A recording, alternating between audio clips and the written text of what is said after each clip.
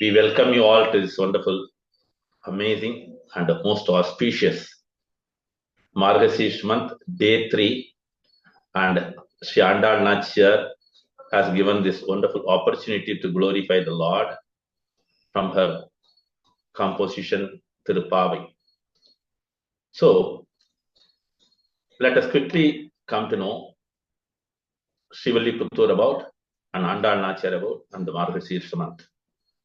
Before that, I request many of the devotees who wants to add your language to your name, please do that so. Because once this introduction is over, you will be all facing difficulties. Somebody is requesting Tamil, Malayalam, all these things. Please do it now. There is lots of guidelines which is there. You can do it. Hare Krishna. Okay. Bhagavan in Bhagavad Gita he says, Masanam Margasirusho Aham. This verse is in the 10th chapter, Vibhuti Yogam. And it is verse number 35. That means Aham means I am there.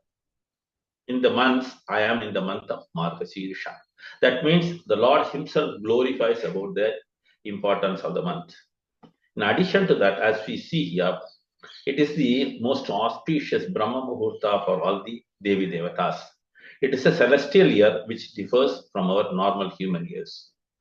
So the whole month is celebrated as a Brahma Muhurta for the Devi Devatas. That's why this month is more auspicious. Again, the auspiciousness is added to that when it is declared in the Srimad Bhagavatam, the Purana among all the Puranas, the topmost. So in that also we can see the Kumarikas of the Brajabhumi Vrindavan also took this month as the most auspicious to pray to Katyayani. To pray to Katyayani, what is the purpose? To get Krishna as their husband. So this way, the month is so much important, and especially much more important in this month is waking up in the early mornings before the sunrise, which is Brahma Muhurta. One has to take bath and do the chanting and other things. It will have all the potency and it will give you all the progress in Krishna Bhakti. So coming to Shivaliputtur. In the Sri Sampradaya, there are 108 Divya Deshams. Each and every Divya Desham has the special effect of the 12 Alvars going and praying to the Lord and doing the Mangala Sasana. Mangala Sasana means the prayers. So that's why these places are considered as Divya Deshams. Then there are also Abhimana Sthalam. So Abhimana means it is revered. There are so many dams are also there. So this way, Shivaliputtur is situated around 600 kilometers from Chennai. And interestingly, there lived a wonderful Sri Vaishnava Acharya. As we say, Alvar means those who are deep into the devotion. Alvar. So in the ocean of bhakti, they dive deep into that. That's why they are called as Alvar. Alvars means those who are going down to the deep of devotion. So this Periyalvar is the chief most of all the 12 Alvars of the Sri Sampradaya. He is otherwise also called as Vishnu Chitta. Why Vishnu Chitta? His Chitta, that mind, is always in Lord Sri Vishnu's lotus feet. Then, interestingly, at the age of 4 or 5, Sri Andal Nachyar has done so much to the spreading of Krishna consciousness. So Periyalvar, as he was plucking flowers from the gardens, and he saw a baby girl at the bottom of Tulsi Maharani. So the seva for this Periyalvar in the temple town of Shivaliputtur is he has to make flower garlands and take it to the local Vishnu temple, which is called as Vatapatrashai. So every day he used to make flowers, garlands, and as he saw the baby girl, he was bringing up her very wonderfully with lots of love and affection, parallelly so much of devotion too. As the father was doing it, the girl was also seeing it. So Andal Nachyar has got many names. One is Shudi Kodatha Chodakodi because she prepared the garland which was already prepared by his father. What does she do? She does check it also. So this way she was wearing it and she was checking it whether it is all perfect. You can see the photograph also. So this way, she was more dedicated. And one day, when Periyalvar noticed the daughter Andal is wearing the garland before it goes to the temple, and he was little upset. Then what did he do? He left the garland and he made another garland and he took it to the temple. As he was about to offer, the Lord said, please bring the garland which was worn by Andal Nachiyar. That is the one which I want. So this way, this Periyalvar understood the position of Andal Nachiyar. She is none other than incarnation of Bhumi Devi Taya. So she started spreading all over, and as she was waking up all the devotees in the village, she does it in the early mornings as a Nagara Sankirtan, taking bath in the river and going to the temple. So she composed this Tirupavai 30 verses, Varnamayiram 10 verses, and Nachiyar Tirumazhi 143 verses. So this way, Andal Nachiyar has done so much of spreading of the Krishna consciousness throughout, and she does completely based on the Vrajabhumi Vrindavana.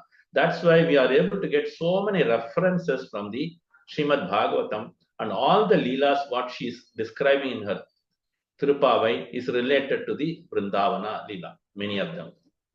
So this way Andal Nachiyar is glorified.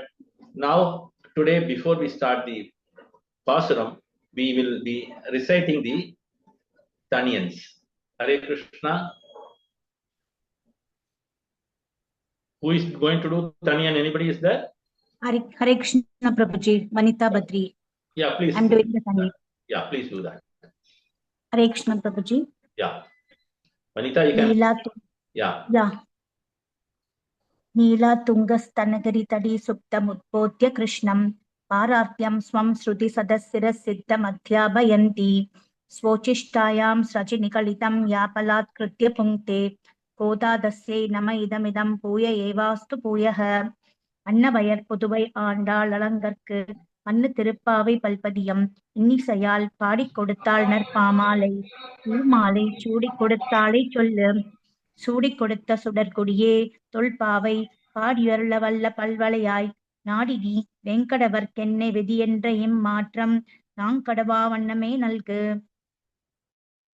Hare Krishna, that was Vanita Badri. Hare Krishna, thank you, Mataji. Now we will move on to the Pasuram that will be done by Hare Krishna. Hare Krishna, Prabhu. Samdarshana, daughter of Guru Kripa Prabhu. Guru Kripa Prabhu. Hare Krishna. Am I audible, Prabhu? Very much. You can start now, ma. ஓங்கி உலகளந்த உத்தமன் பேர் பாடி ஓங்கி உலகளந்த உத்தமன் பேர் பாடி நாங்கள் நம் பாவைக்கு சாற்றி நீராடினாள்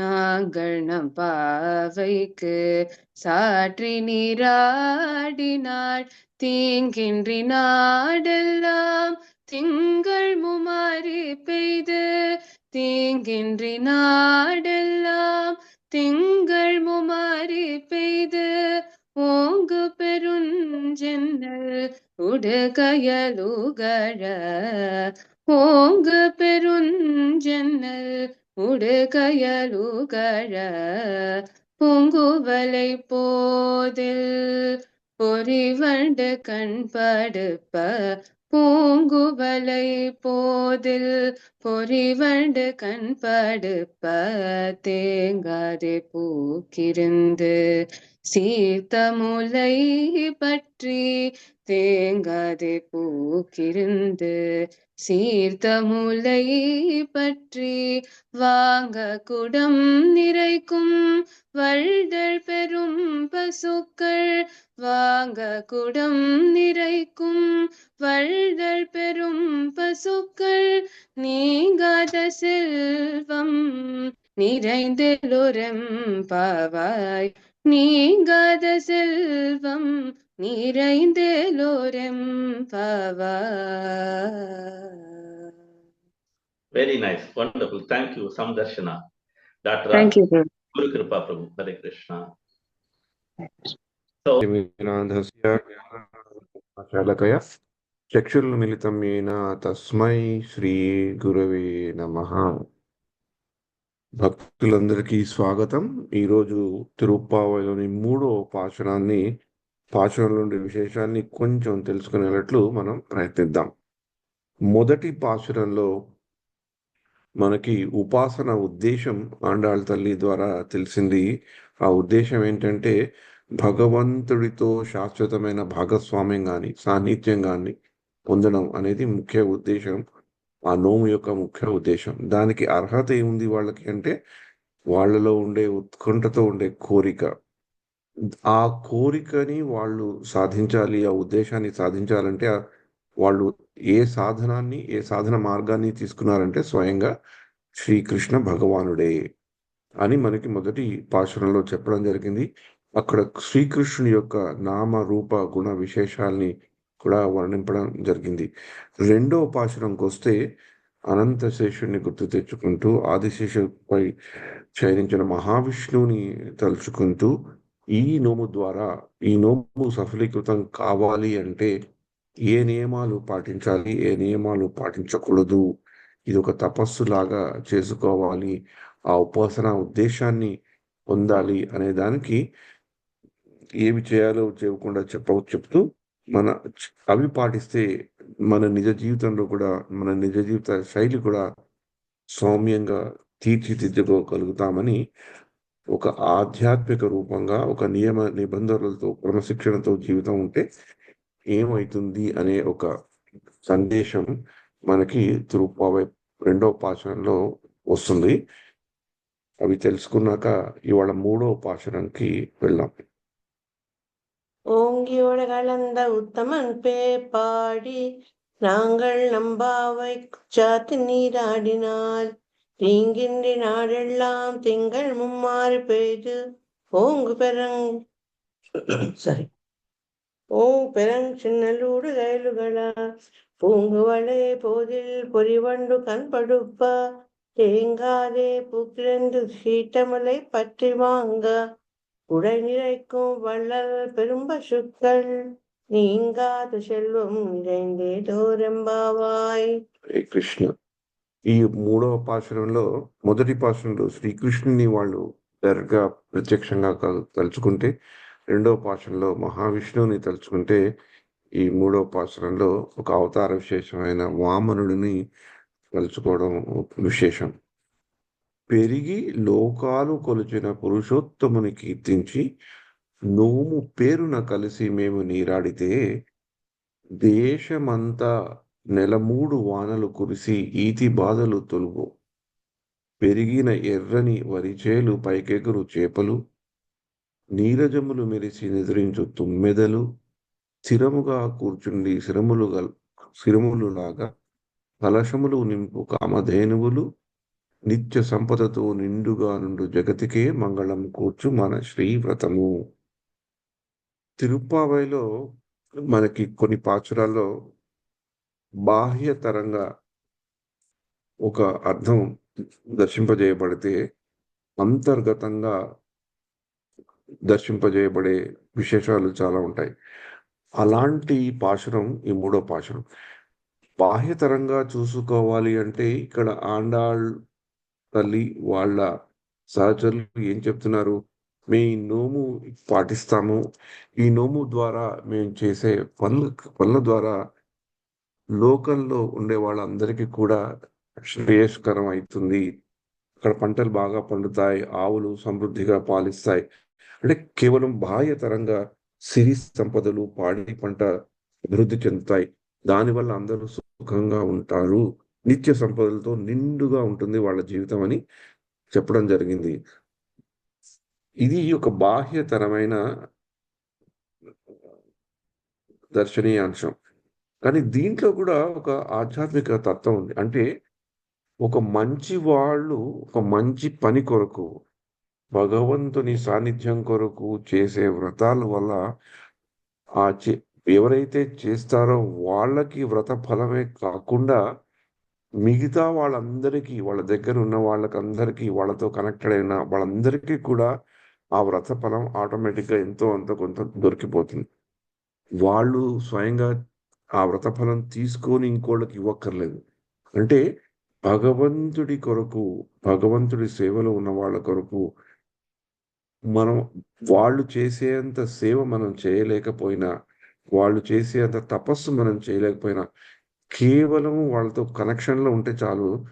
మనకి వాళ్ళకొచ్చే ఫలితం మనకు ఆటోమేటిక్‌గా వస్తుంది అనే ఉద్దేశాన్ని కూడా ఈ యొక్క పాశురంలో మనకి కలుగుతుంది. ఎలాగైతే ఆండాళ్ళ తల్లి తమము వాళ్ళు ఆ స్నానం ఆధ్యాత్మికమైన స్నానం చేయడం వల్ల భగవంతుడితో ఆ ఉద్దేశంతో భగవంతుడి దగ్గరికి వెళ్ళాలనుకోవడం వల్ల వచ్చే ఫలితాలని ఆవిడే చెప్తోంది.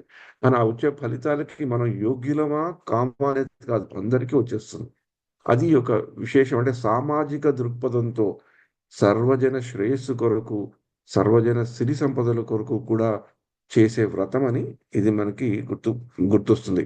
కానీ ఇది బాహ్యతరంగా మనకి ఆహ్, కనిపించే విశేషం అన్నమాట. దీన్ని శ్రీమాన్ అప్పలాచార్య గారి భాష్య ప్రక్రియలో ఈ శ్లోకాన్ని ఆయన అనువాదం చేసినప్పుడు శ్రీమాన్ నారాయణుని పవిత్ర నామస్మరణం చేస్తూ త్రివిక్రముడు బలిచక్రవర్తి నుండి బహుమతి స్వీకరించి 3 లోకాలను తన పాదాలతో కొలిచిన భగవంతుడు. ఆయనని వీళ్ళు నామస్మరణం చేస్తున్నారు. తపస్సు పేరుతో చేసే ఈ స్నానాన్ని ఆధారంగా తీసుకుంటూ ఈ జగత్తు 3 సార్లు వర్షంతో సజీవంగా ఉల్లాసభరితం కావాలని, అయితుందని, భౌతిక రోగాల నుండి విముక్తి పొంది అందరూ సంతోషంగా ఉంటారని, వరి మొక్కలు ఆకాశానికి ఎగసిపడి పంట పొలాల్లోని నీటి చేపలు ఆనందంతో కదలికతో క్రీడించాలని, తామర పూలుపై నిద్రించే తేనెటీగలు ఆ ధరణి పళ్ళతో నవ్వాలని, పశువులు పాకలు సత్ఫల రహిత ఆవులతో కళకళలాడుతూ ఉండాలి. పాల కుర్రవాడు గోమాతలను తాకిన వెంటనే పాల ప్రభావం ఉద్భవించాలి.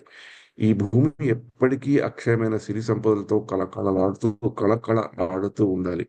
ఈ జగత్తు పాలు, తేనె నిన్న గొప్ప సౌభాగ్యంతో నిరంతరం ఉత్సాహభరితంగా ఉండాలి అని ఆశీర్వదిస్తున్నాడు ఆండాళ్ళ తల్లి.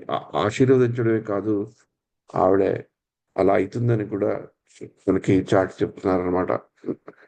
అందుకని అంతర్గతంగా ఈ యొక్క పాశురాన్ని అర్థం చేసుకున్న ఆచార్యులు ముఖ్యంగా వాళ్ళు చేసినవి 2, వాళ్ళు చూపెట్టినవి 2 విషయాలు నాకు తెలిసినవి. ఒకటి, ఈ పాశురం ఎలా మొదలైతుంది? ఆ భగవంతుడి వామన అవతారం యొక్క లీలా విశేషాన్ని గుర్తు తెచ్చుకుంటూ దానిని నామస్మరణం చేయటం.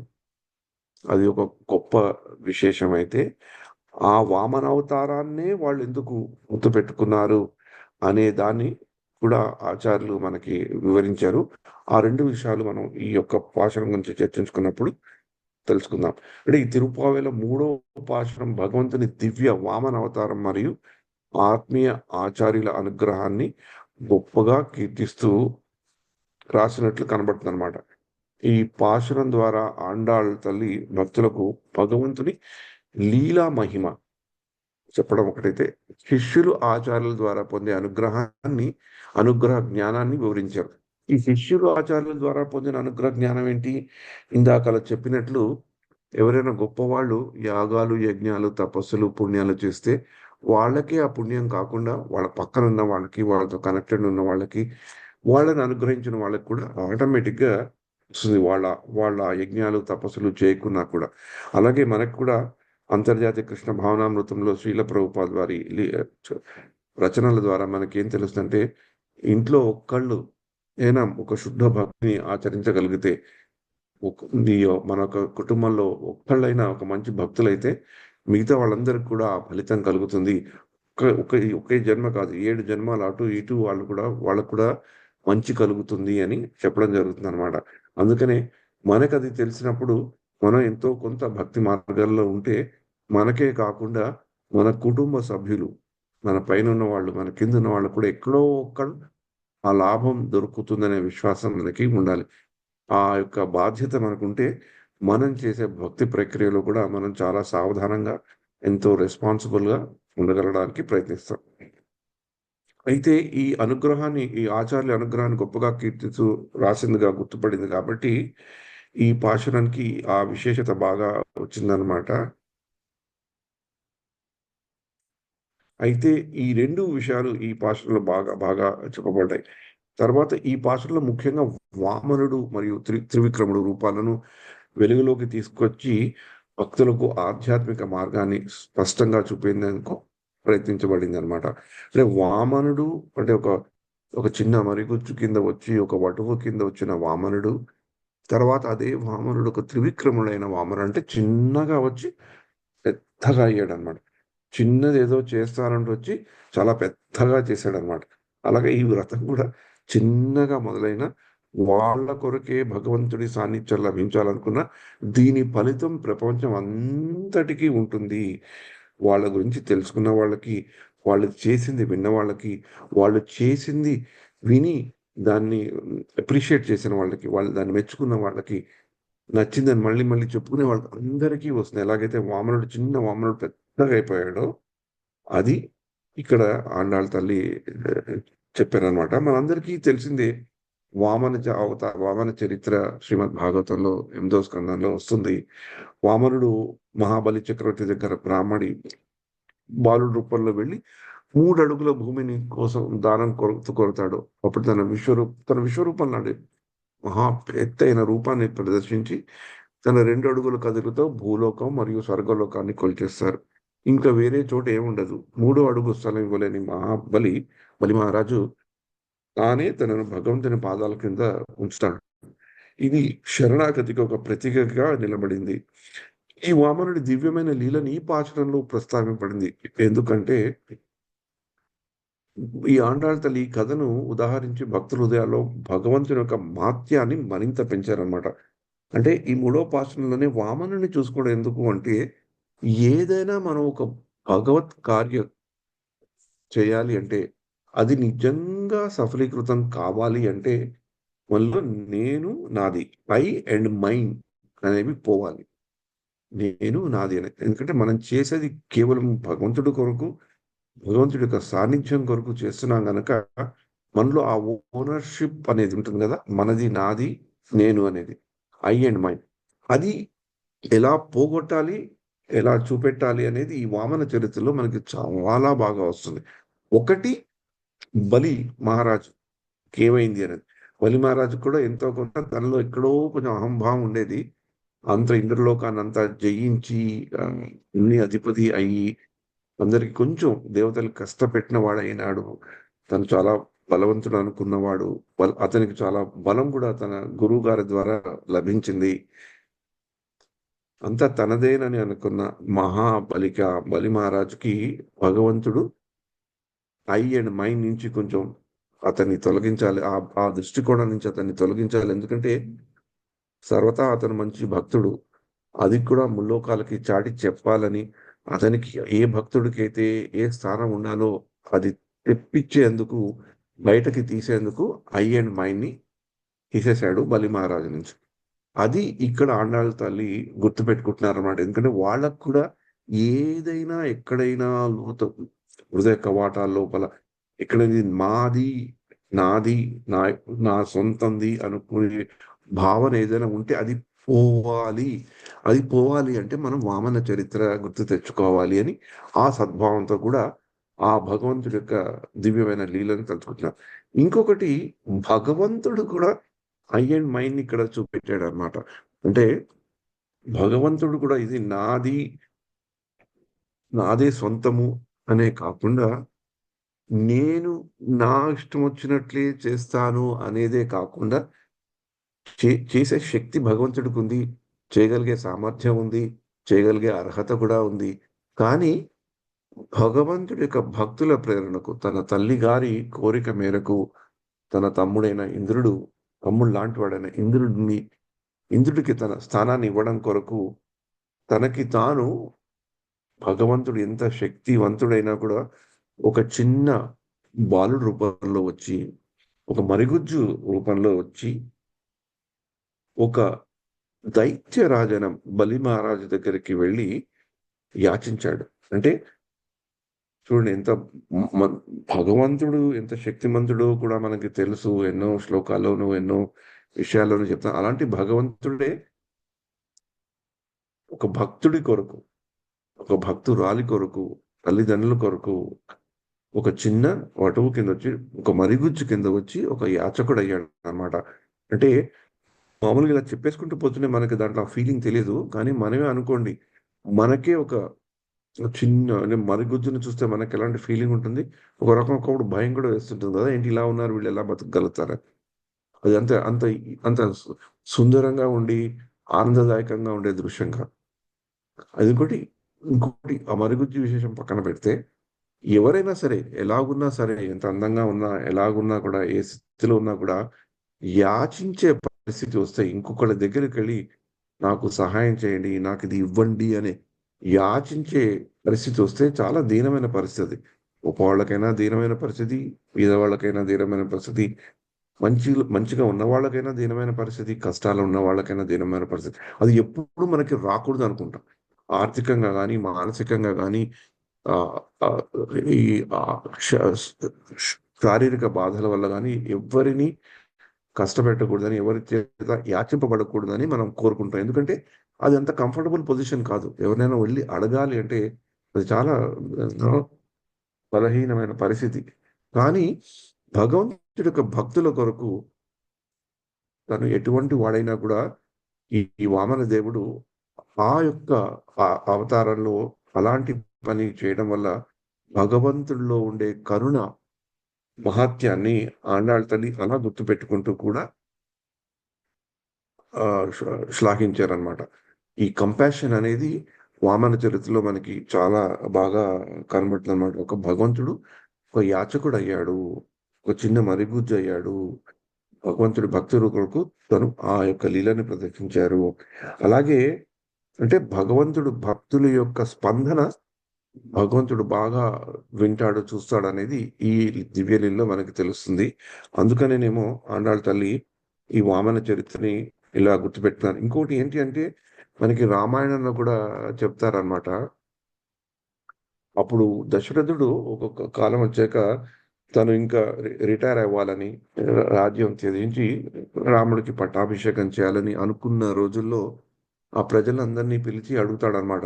నేను ఇప్పుడు ఇంకా పదవి విరమణ చేసి వాళ్ళని ఇంకా రాజుగా చెయ్యాలి అన్నప్పుడు ఆ ప్రజలందరూ కూడా రాముడే రాజు కావాలి, రాముడే రాజు కావాలని ఒకే కంఠంతో యునానిమస్ గా అంటారు కదా ఇంగ్లీష్లో, అలా అన్నారట.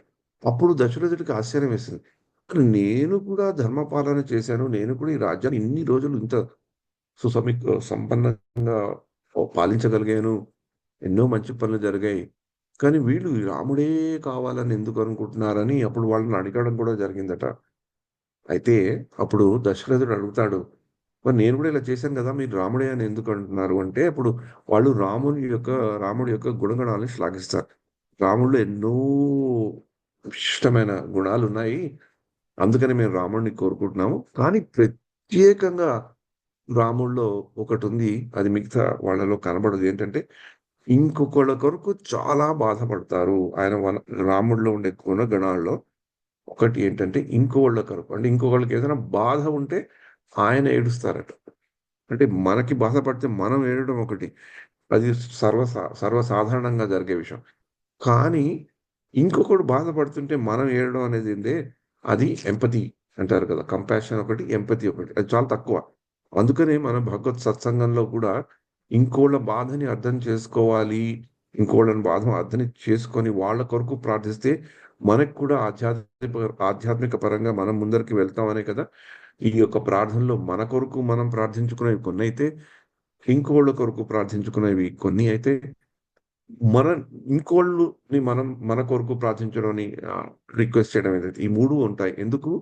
ఎందుకంటే మనలో కూడా ఆ గుణం బయటపడాలని. కానీ సర్వసాధారణంగా మనం ప్రార్థించేది మనకు బాధ అయితే మనం ఏడుస్తాం, ఇంకొకడు ఎందుకో చేయలేదని మళ్ళీ ఏడుస్తాం, కానీ వాడు బాధపడుతుంటే ఏడ్చే సంఘటనలు చాలా తక్కువ ఉంటాయి. కానీ ఆ యొక్క దృక్పథాన్ని, ఆ యొక్క మనోభావాన్ని పెంచడానికి కూడా ఈ యొక్క వామన లీలలోను ఈ రామాయణ చరిత్రలోను మనకి బాగా తెలుస్తాయి అన్నమాట. ఈ అంటే కంపాషన్ అనేది. అలాగే మనకి ఈ యొక్క శ్లోకాన్ని చెప్తూ భగవద్గీతలోని శ్లోకం కూడా ఆచార్యులు చెప్తారు. ఎలాగైతే వామనదేవుడొచ్చి 3 అడుగుల గురించి భిక్ష అడిగారో, కావాలని అడిగారో, అలాగే భగవంతుడు కూడా భగవద్గీతలో ఒకసారి అడుగుతున్నారు. అంటే కృష్ణుడు అర్జునుడికి ఇది చెప్తున్నట్లు మనకి కనబడినా, యాక్చువల్లీ ఈ ఆచార్యులు ఏం చెప్తుంటే కృష్ణుడు కూడా అక్కడ వామన దేవుడిలాగా అర్జున్ నుంచి భిక్షం అడుగుతున్నాడు. ఏమిటా భిక్షం అంటే మనకి 9వ అధ్యాయంలో 27వ శ్లోకంలో వస్తుంది.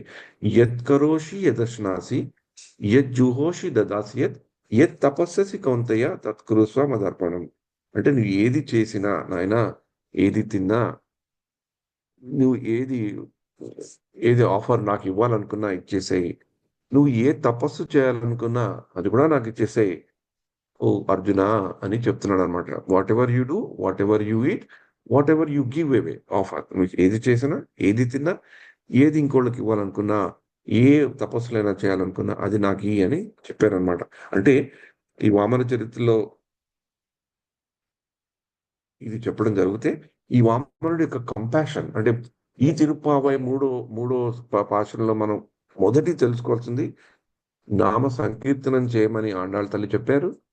వామనుని తలుచుకున్నారు. ఎందుకు వామనుని తలుచుకున్నారంటే ఆ వామనుని తలుచుకోవాలంటే నాది నేను అనే దాని నుంచి మనం కొంచెం దూరం పడతాం. ఆ వామనుడు భగవంతుడు ఎంత కరుణామయుడో తెలుసుకోగలిగే మంచి అవతార విశేషం అది. అలాగే మనకి భగవద్గీత గురించి కూడా మాట్లాడేటప్పుడు అంటే భగవంతుడు భక్తుల మంచి కొరకు ఏం చేస్తాడు, ఎలా సేవ చేస్తాడని తెలుసుకోవాలనుకుంటే మనకి భగవద్గీత ఇస్కాన్లో ఉండే భగవద్గీత యథాతథంలో ఉండే కవర్ పేజీ చూస్తేనే చాలు. ఆ కవర్ పేజీలో ఎలా ఉంటుంది, కృష్ణుడు అర్జునుడికి ఒక సేవకుడు కింద వస్తున్నాడు. అంటే భక్తియుక్తి మార్గంలో మనం ఏదో సేవ చేస్తున్నాం అని మనం ఒకప్పుడు సేవ చేస్తూ కొంచెం పడిపోయి నేను ఇంత బాగా సేవ చేస్తున్నాను, అందరు నన్ను మెచ్చుకుంటున్నారు అనుకుంటూ ఉంటాం. కానీ ఇంకొకరికి సేవ చేయాలనే తపన కూడా కొంచెం ఉంటుంది. కానీ ఎక్కడో ఒక్కడ కొంచెం స్వార్థం అనేది ఉంటుంది. ఎక్కడో ఒక్కడ పేరు ప్రతిష్టలు తెప్పించుకోవాలని ఉంటుంది. నేను చేశాను, మేము చేసాము, మేము చేయడం వల్ల ఇలా అయింది అనుకునే ప్రక్రియ నుంచి బయటికి రావాలి అంటే ఆ సేవా భావం మనం ఇంకా మంచి నిర్మలమైన సేవాభావం పెంచుకోవాలి అంటే మనం భగవంతుడు మనకి ఎంత సేవ చేస్తున్నాడో అర్థం చేసుకుంటే అప్పుడు ఆ సేవాభావంలో పవిత్రతను వస్తుంది. ఎలాగైతే వామనుడు వచ్చి బలిమహారాజుని 3 అడుగుల కొరకు భిక్ష అడిగాడో కృష్ణుడు కూడా అర్జునుడికి అలాగే సేవ చేశాడు. అంటే సేవ చెయ్యాలి అనేది మనలోంచి రావట్లేదు, భగవంతుడికి ఉంది. అది భగవంతుడే మన సేవ చేయాలని అనుకుంటున్నాడు కనుక, సేవ చేస్తున్నాడు కనుక మనం కూడా భగవంతుడి కొరకు, భగవంతుడి భక్తుల కొరకు సేవ చేయాలి. ఒక రెస్పాన్స్ లాగా. కానీ ఏదో మనం సేవ చేస్తున్నాం అనుకోవడం, మన ద్వారా సేవ అవుతుంది అనుకోవడం అది ఉట్టి మాట. ఎందుకంటే భగవంతుడికి ఆ సేవాభావం ఉంది కనుక, భగవంతుడు ఆ సేవాభావాన్ని దర్శింపజేశాడు కనుక తన దివ్య లీలల ద్వారా మనకు కూడా ఆ సేవాభావం కావాలి. ఎప్పుడైతే మనం భగవంతుడి యొక్క సాన్నిధ్యం కోరుకుంటున్నాం. ఇక్కడ ఆండాళ్ తిరుప్పావై నోము వాళ్ళు ఏంటి, వాళ్ళు పావై నోము వాళ్ళు చేసేదేంటి, భగవంతుడి సాన్నిధ్యం కోరుకోవడం. అంటే ఈ సేవాభావం అనేది ఇంకొకళ్ళ కొరకు, ఇంకోళ్ళ గురించి ఆలోచించడం, ఇంకోళ్ళ గురించి శ్రేయస్సు గురించి ఆలోచించడం, ఇవన్నీ ఈ పాత్రలో బాగా కనబడతాయి ఈ వామన చరిత్ర ద్వారా. తర్వాత మనకి 3 వర్షాలు నెలకు 3 సార్లు అని ఈ పాశురంలో చెప్పబడింది. అంటే దీన్ని ఆచార్యులు అన్వయించినప్పుడు అంటే ఏదైనా వస్తుంది అంటే ఏదైనా ఒక మంచి పని చేయడం ద్వారా మనకి ఏదో వస్తుంది అంటే ఎక్కడో ఒక గురువు శిష్య సంబంధం, ఆ గురువు ఆ శిష్యుల యొక్క పరంపర రీత్యాగా వచ్చే జ్ఞాన సముపార్జన మీద మనకి ధ్యానం మళ్ళుతుంది అనమాట. అంటే ఆ 3 ఏంటి అంటే ఎలాగైతే గురువు, ఒక ఆధ్యాత్మిక గురువు తన శిష్యుడికి మనకి ఆ భక్తి ప్రస్థానంలోకి ఎలా తీసుకొస్తారంటే, ఒకటి శ్రవణం, తత్వజ్ఞానాన్ని వినిపించడం, శిష్యుడు వినటం, పాఠం లేదా ఉపదేశం చెప్పడం. అంటే ఆ సద్గురువులు బోధన ద్వారా జ్ఞానం పెంపొందించడం. ఈ ఈ పాశురంలో ఇది ఉంది, ఈ పాశురంలో ఇలా ఉన్నాయి అని చెప్పడం. తర్వాత వేదాంత గ్రంథాలను అధ్యయనం చేయమనడం, చేయించడం. శ్రవణము, పఠనము, వేదాంత గ్రంథాల అధ్యయనం వల్ల ఆ భక్తి మార్గంలో జ్ఞానాన్ని, విశ్వాసాన్ని, ఆధ్యాత్మిక స్పష్టతని వాళ్ళు కలిగిస్తారట. అది ఇక్కడ మనకి ఈ పాశురంలో 3 వర్షాలు, 3 అనే పదానికి ఆచార్యుల అనుగ్రహం, శిష్యులకు భగవంతుని మహిమను సకల దృష్టికోణాల్లో ఎలాగ అర్థం చేయించాలో దాని యొక్క సంపదని చూపెట్టింది ఆండాళ్ తల్లి అని చెప్తారనమాట. తర్వాత ఈ పాశురంలో ప్రధానంగా అనన్య శరణత్వం, అనన్య గతిత్వం అని కూడా ఆ 2 ప్రక్రియలు కూడా బాగా వస్తాయని ఆచార్యులు చెప్తారు. అంటే ఒకటి అనన్య శరణత్వం అంటే భక్తులు ఇతర ఆశయాలను విడిచిపెట్టి పూర్తిగా భగవంతుని శరణు పొందడం. ఎలాగైతే బలి మహారాజు వామన దేవుడికి శరణం పొందాడు, అలాంటి దివ్యలీలని వీళ్ళు గుర్తు పెట్టుకుంటున్నారు కాబట్టి అనన్య శరణత్వం గురించి చెప్తారు. బలి మహారాజు కూడా ఒక శరణాగతికి ప్రతీక కింద కూడా నిలబడతారు కదా. తర్వాత అనన్య గతిత్వం గురించి ఎందుకు అంటే భగవంతుని వైపు మనం మనసును మనం